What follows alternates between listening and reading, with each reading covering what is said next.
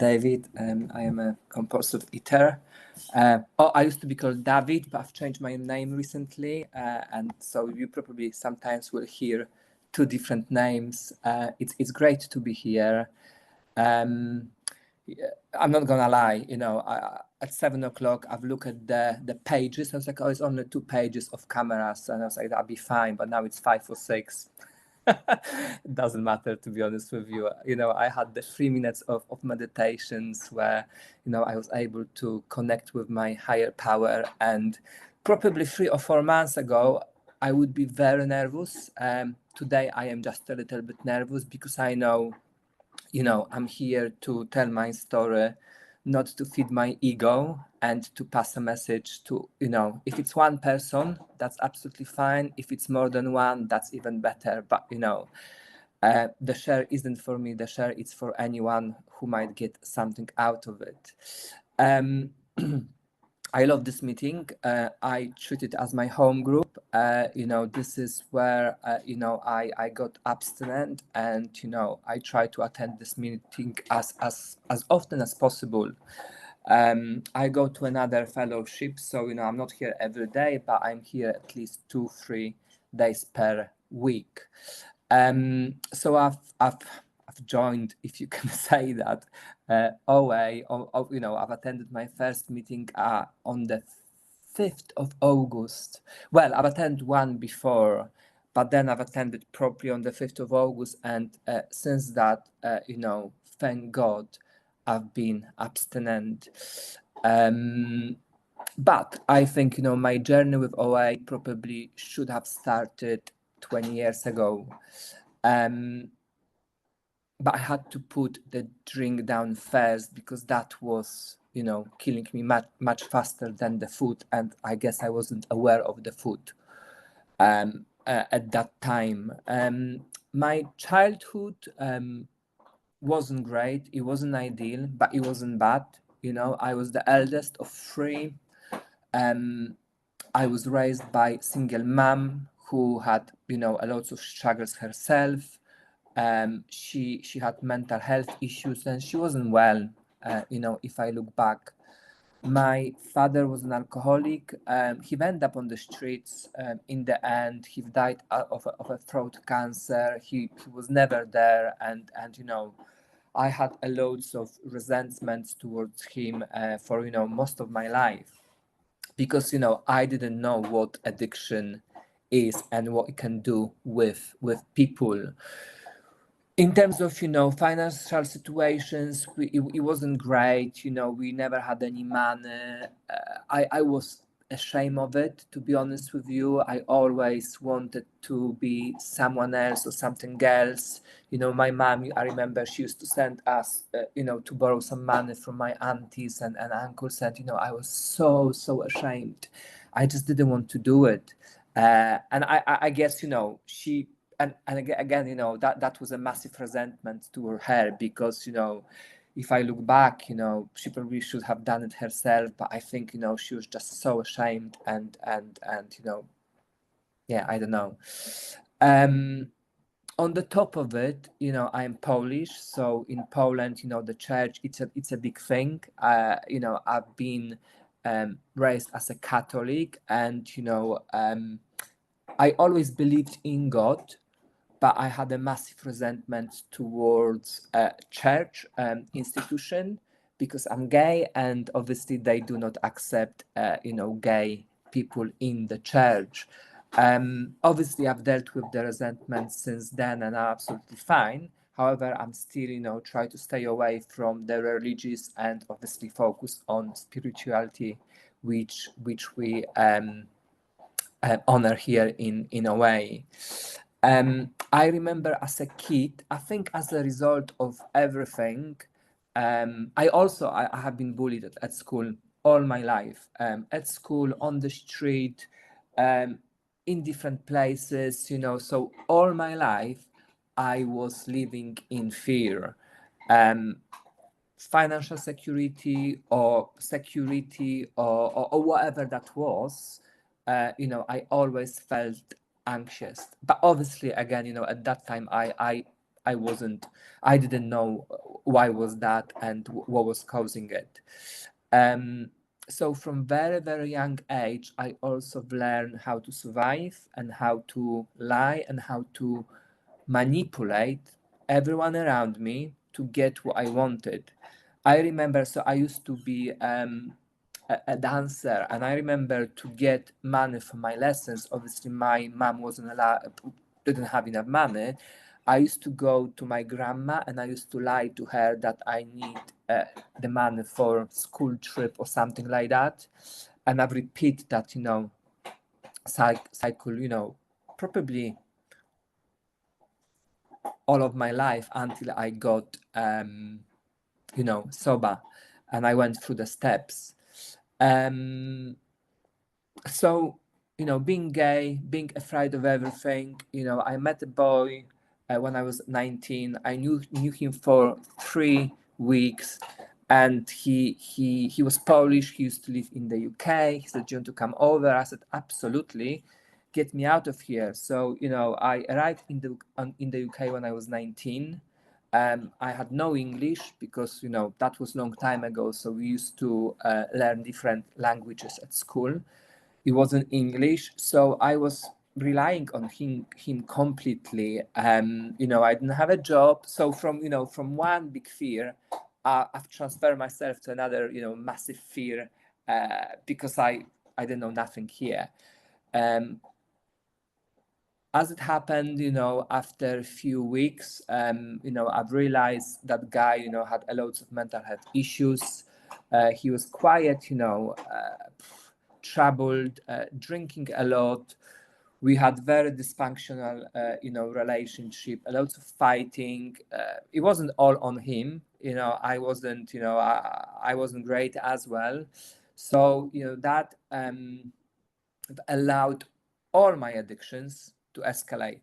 And very, very quickly, I've started drinking and eating more. And I remember probably after 3 or 4 months of being in the UK, I've put on weight around 3 or 4 stones. So from this, quite good looking guy in terms of weight to, I become, quite big, and, I couldn't stand myself.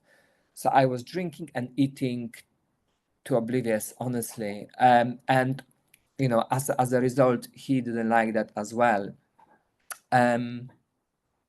So and I've carried on with that for many, many years. Then I've put the drink down, and I went through the steps, and I guess at some point I've stopped leaving the steps, and I've started doing the things I just wanted to do.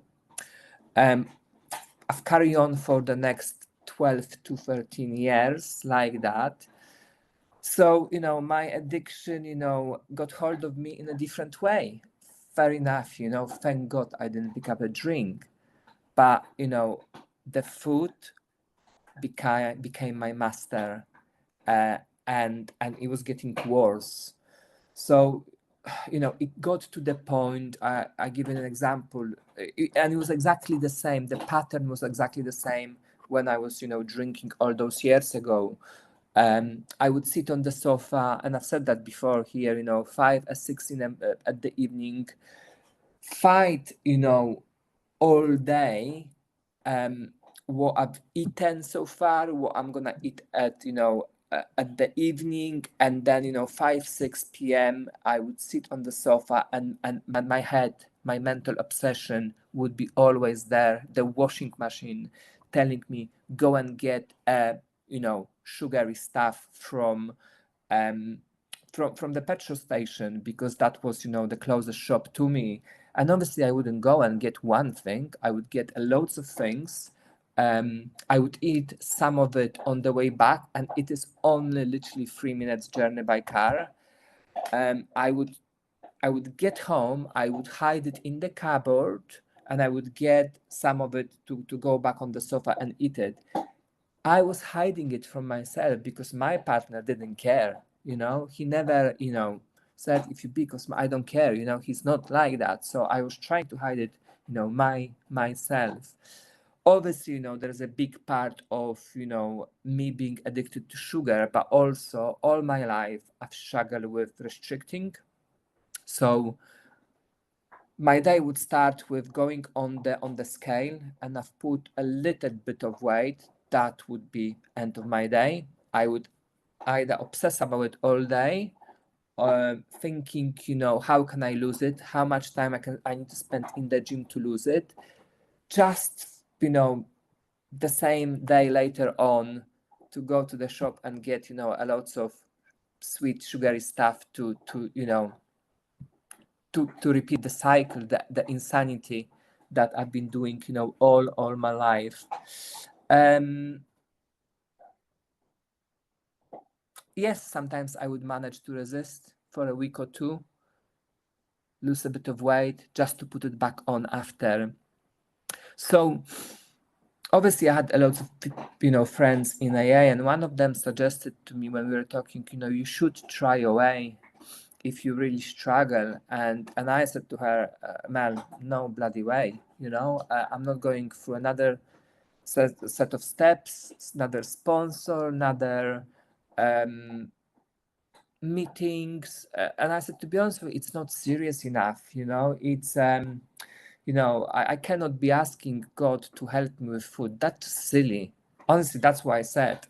She said, look, I can only suggest it to you. It should be attractions, no promotion, the same like with, the other fellowships. So, it's up to you.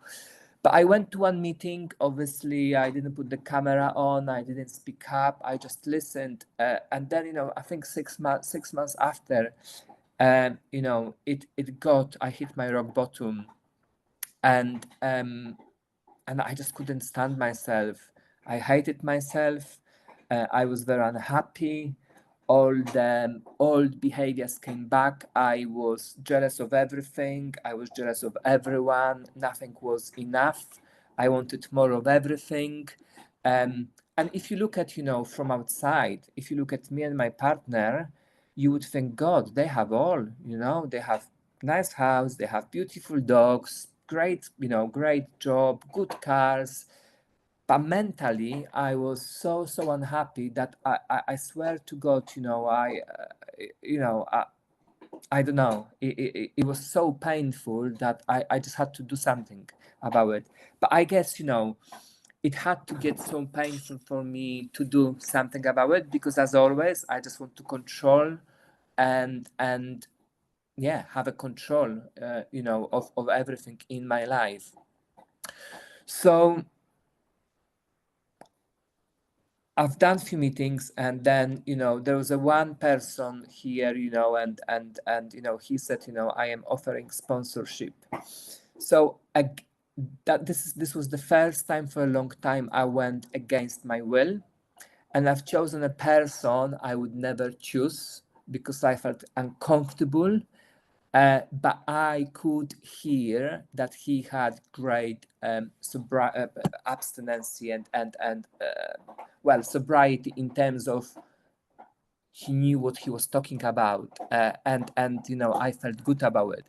So we start going through the steps. It wasn't easy. It was in depth, much more detailed than I went through first time. But I guess probably I had to go through the pain. There were quite a few occasions that I said to myself, no way, I was frustrated. I was calling my friends, and I was like, did you have to do this when you went through the steps? Did you have to do that? But I stuck to it, and thank God, I stuck to it, because I can feel the difference now.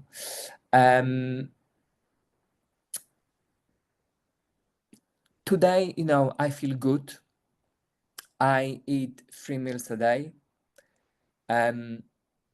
My obsession is gone completely. Food is neutral for me.